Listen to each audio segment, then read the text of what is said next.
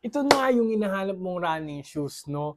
Ito yung Irons Van Warpath. Actually, mahaba pa yung pangalan niya, kaso lang, yun na lang, no? Para ma-shortcut natin. Guys, natutuwa ako dito sa brand na to, no? Upcoming brand siya, puro quality yung mga sapatos nila, pero for me, parang ito yung best na everyday running shoes nila. No, kung naghahanap kayo ng pang everyday run, very versatile na sapatos, pwede pang trabaho, pwede biglang tatakbo ka, pwede pang workout, ito po yun. Kasi po, very breathable naman yung uppers niya. Mesh uppers na napakagaan, maraming forefoot flex, malambot na malambot, comfortable, well padded naman kasi yung uppers nito, no? Yung sintas niya, hindi basta-basta matatanggal yung yung sintas. And guys, ito yung pinagmamalaki nito, no? Meron siyang Pro Bar na TPU torsion plate, no? Sandwich po siya sa dalawang foam.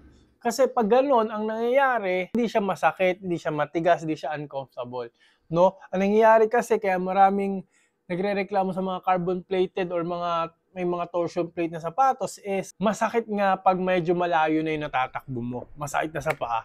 Pero ito, hindi basta-basta sasakit kasi nga sandwich po siya nasa gitna. Unlike sa iba nga, top-loaded yung mga torsion plate nila. And yun nga, yung foam kasi nito, napakalambot, no? Napakaraming compression, very bouncy. Nung ginamit ko po siya, no, parang niya akong iniit siya pa-forward.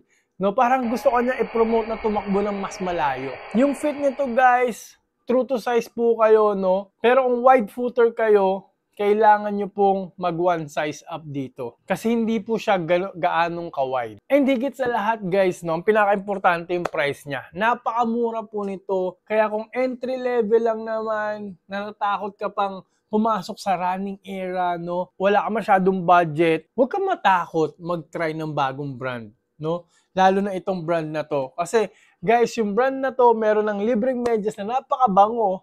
And napakaganda rin ng box, napakaganda ng packaging, may wipes pa pong kasama, no? Parang doon pa lang masasabi mo na nag-e-effort sila. May handle pa dito, no? Yung mga little details, mga maliliit na bagay lang naman sana, pero alam mo yun, dinalagyan nila ng added value.